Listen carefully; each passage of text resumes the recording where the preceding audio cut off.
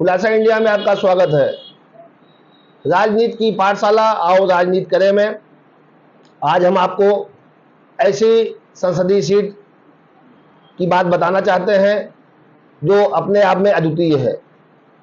उत्तर प्रदेश की 80 लोकसभा सीट में एक सीट है मेरठ की, जिसे क्रांतिकारियों की धरती कहा जाता है। यानी देश की स्वतंत्रता में मेरठ की धरती का अहम रोल है और 1857 की क्रांति मेरठ की धरती से ही शुरू हुई थी, तो इसलिए मेरठ का महत्व बढ़ जाता है। तो हम आपको मेरठ की इतिहास और वहाँ की भौगोलिक स्थिति और जातीय समीकरण बताना चाहते हैं।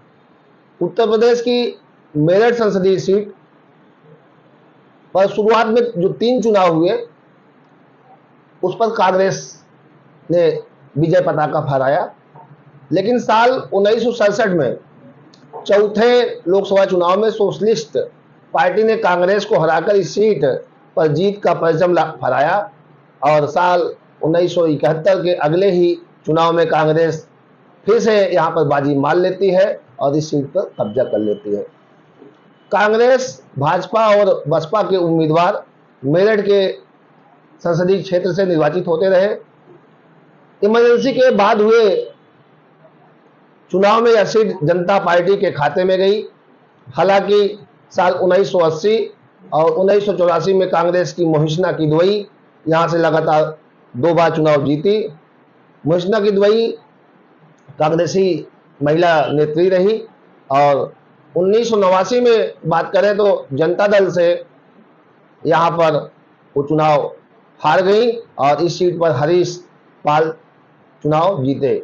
1991 का चुनाव यहां हिंसा के कारण रद्द हो गया था, लेकिन साल 1994 में यहां उपचुनाव हुआ और बीजेपी ने जीत दर्ज की।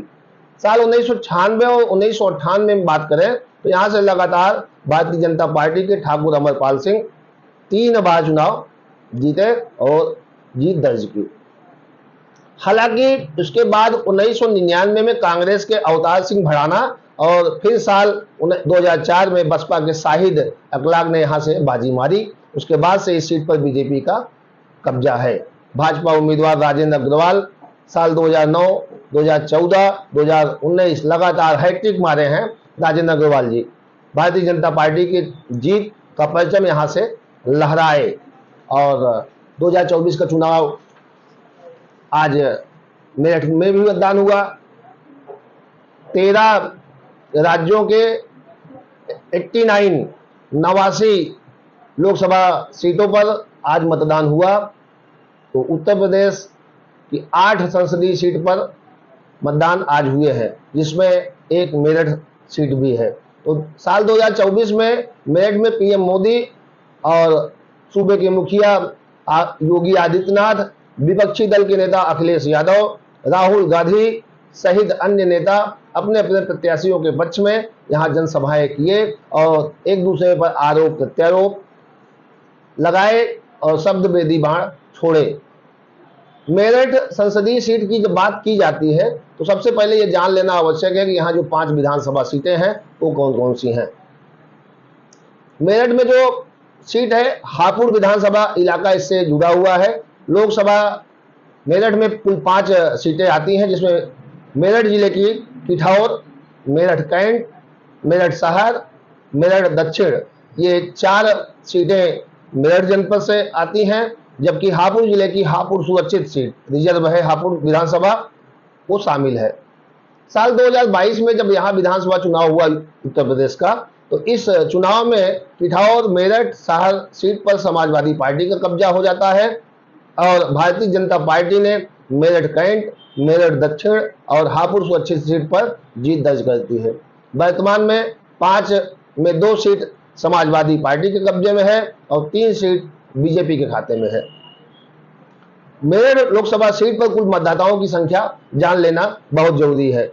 2024 में जो चुनाव होने जा रहा है उसमें मतदाताओं की संख्या हम जान लें।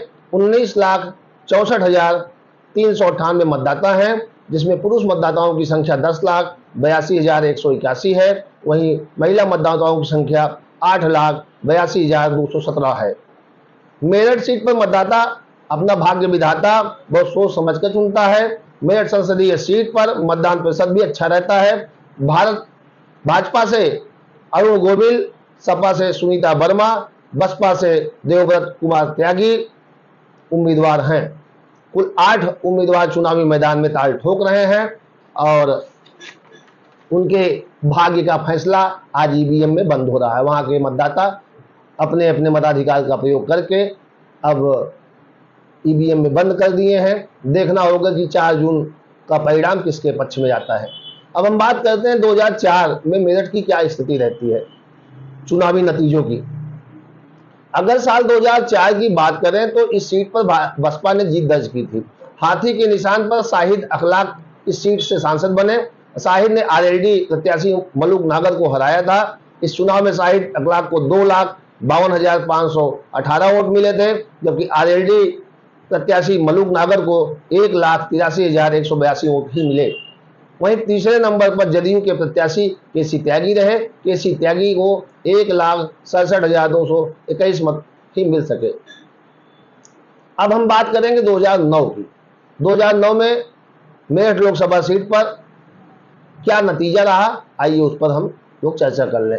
2009 की बात करें तो 2009 लोकसभा चुनाव में मेरठ सीट से बीजेपी के उम्मीदवार राजेंद्र अग्रवाल पहली बार सांसद बने। राजेंद्र अग्रवाल 2,32,137 वोट पाकर जीते थे, जबकि बसपा प्रत्याशी मलूक नागर 1,84,991 वोट पाकर दूसरे स्थान पर रहे। वहीं सपा प्रत्याशी शाहिद मंसूर तीसरे नंबर पर थे। शाहिद मंसूर को 1,83,527 वोट ही मिल सके थे। ये स्थिति 2009 की थी। 2009 का जो चुनाव हुआ था उसमें भाजपा की कोई लहर नहीं थी, फिर भी राजेंद्र अग्रवाल अपने बलबूते चुनाव मेरठ से जीते और भाजपा के पाले में सीट किए। तो साल अब 2014 में जब देश में मोदी लहर आती है, मोदी की सुनामी कही जाती है, उसमें दूसरी बार राजेंद्र अग्रवाल को भारतीय जनता पार्टी ने भरोसा जताकर उनको अपना उम्मीदवार बनाया और इस बार राजेंद्र अग्रवाल को प्रचंड बहुमत मिला।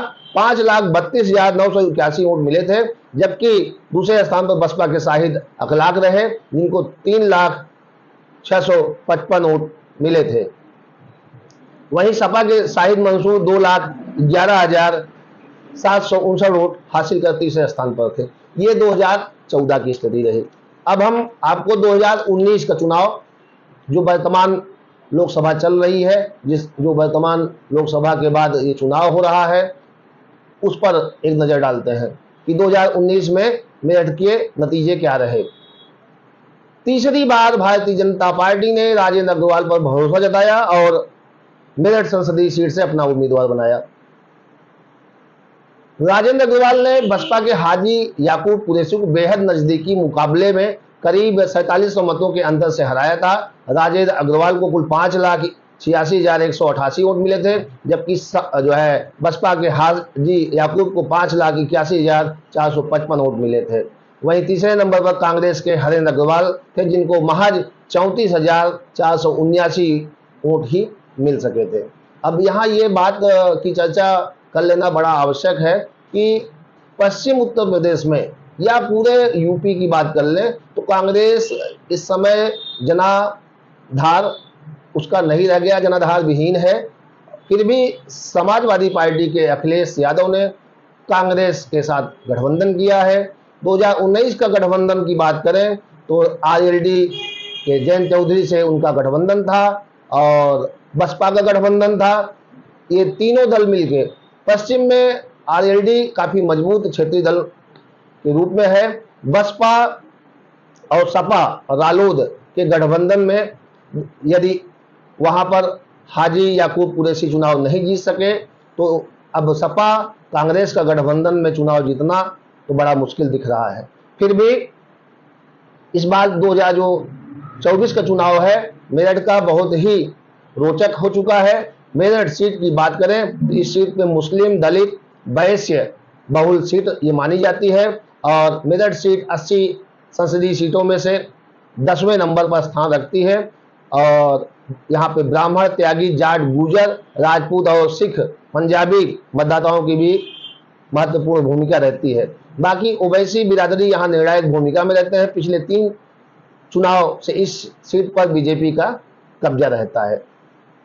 भाजपा नेता राजेंद्र अग्रवाल मेरठ लोकसभा सीट से जीत की हैट्रिक लगा चुके हैं, लेकिन इस बार बीजेपी ने उनका टिकट काट दिया है और उनके स्थान पर, जबकि वो 1.5 दशक से यहाँ पे सांसद निर्वाचित होते रहे, 3 बार लगातार वो सांसद मेरठ के बनते रहे, फिर भी भाजपा ने किन परिस्थितियों में उनका टिकट काटा। उनके स्थान पर अरुण गोविल, जो रामानंद सागर द्वारा प्रस्तुत की गई रामायण में प्रभु श्री राम की भूमिका का निर्वहन किए थे, पर्दे के राम अरुण गोविल को अपना प्रत्याशी बनाया है। सपा कांग्रेस गठबंधन से यह सीट सपा के खाते में गई, जबकि कई बार यूपी सरकार में सरकार बनाने वाली समाजवादी पार्टी यहाँ यानी मेरठ लोकसभा सीट से अभी तक खाता नहीं खोल पाई है। समाजवादी पार्टी पश्चिम यूपी में अभी तक कई संसदीय सीटों पे अपना उम्मीदवार बदल चुकी है। तो मेरठ में भी अपना उम्मीदवार पहले उन्होंने अतुल प्रधान को बनाया था। अतुल प्रधान सरदना के विधायक भी थे समाजवादी पार्टी के, उनका टिकट काटा गया। वो पहले वो नामांकन किए, उनका टिकट काटा गया और सुनीता वर्मा के पति को बुलाकर अंतिम समय में हेलीकॉप्टर से सिंबल अखिलेश यादव सपा मुखिया ने दिया और वो मेरठ पहुंचे। अंतिम दिन नामांकन हुआ। तो इस तरीके से मैंने जो आपको बताया कि मेरठ का ये इतिहास रहा है। अब आज मतदान भी हो गया है। देखना होगा कि मेरठ पर जो भाजपा लगातार 3 बार से हैट्रिक मार रही थी, उसकी विजय होती है अथवा सपा और कांग्रेस के उम्मीदवार सुनीता वर्मा चुनाव जीतती हैं या बसपा के जो है त्यागी चुनाव जीतते हैं। ये 4 जून को ही तय हो सकता है। धन्यवाद।